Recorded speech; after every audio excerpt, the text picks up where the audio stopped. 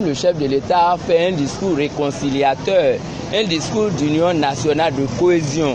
Mais une chose est de dire le discours, une autre chose est de pouvoir la mettre en pratique. C'est ça, moi, mon doute personnel, monsieur le journaliste. Le chef de l'État, vous savez, si nous voulons véritablement, et moi, en ce qui concerne mon opinion, je pense que la réconciliation, ce n'est pas les pays étrangers.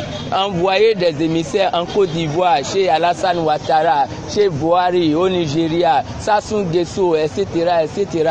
Ce n'est pas ça. La résolution de la paix, mais c'est dans la poche du chef de l'État. Ça, là, c'est des dépenses inutiles. Le chef de l'État pouvait aussi, en sa qualité de père de la nation, appeler ses enfants et leur donner de bonne morale. Là où je vais croire le chef de l'État, c'est dans l'exercice de tout ce qu'il a dit là, lorsqu'il va mettre en pratique. Et parce que d'abord, il faut reconnaître que le vin est tiré, médecin après la mort. L'Assemblée est installée sans l'opposition. Quelqu'un est déjà mis sur surveillance depuis 21 jours, privé de sa liberté. Et vous voulez la paix. Maintenant, je me demande qui prône la paix, qui prône la violence véritablement. Vous-même en tant que journaliste, vous voyez la réalité des faits. J'ai suivi le chef de l'État, le président de la République, Patrice Talon. Bon, il a fait un discours de main tendue à l'opposition. Est-ce que l'opposition va saisir cette main tendue? Parce que vous voyez, avec les violences qui sont suivies après l'élection, c'est-à-dire les violences post-électorales. Bon, les séquelles sont d'abord là. Est-ce que tout de suite, moi je ne pense pas s'ils vont aller à la soupe. À moins qu'ils débauchent certains parmi eux. Sinon, pour le moment, la douleur est là. Mais c'est un bon discours. Un discours de réconciliation, de main tendue. En principe, l'opposition devait saisir cette main tendue.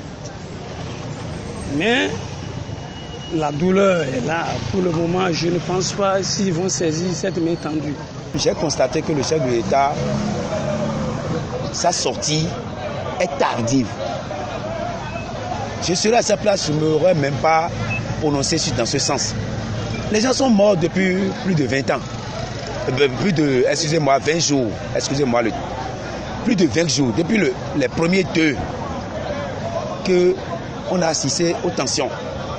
Et le chef de l'État sort 20 jours après. Non, c'est pas bien. Vous imaginez les émotions que les gens ont vécues quand leurs parents étaient disparus. La dame qu'on a vue gémir là, veuve avec 7 enfants, dont les familles attendaient une réaction du gouvernement. Et c'est 20 jours après que le gouvernement sort à travers son chef pour présenter les condoléances. Vraiment, mettez-vous à leur place. Ce n'est pas bien.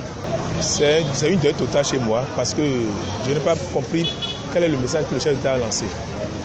Sinon, j'ai suivi avec beaucoup d'attention le chef d'État. Mais ce qui s'est passé le 1er mai, on a eu à reconnaître qu'il y a des pertes en vies humaines. Mais il s'agit de combien de Béninois qui sont partis, je veux le savoir. Puisque je suis un Béninois digne de père et de mère, parce qu'on m'a annoncé qu'il y a des morts. Mais il s'agit de combien? Et aujourd'hui, on est en train de tendre la main à l'opposition.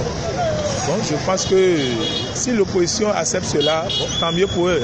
Sinon aujourd'hui chez moi, l'opposition n'existe plus. Puisqu'il y a la loi qui existe aujourd'hui, ne les reconnaît plus. Mais on veut inviter quoi comme parti politique pour la négociation. Donc, si c'est moi, je ne participe pas à cette réunion.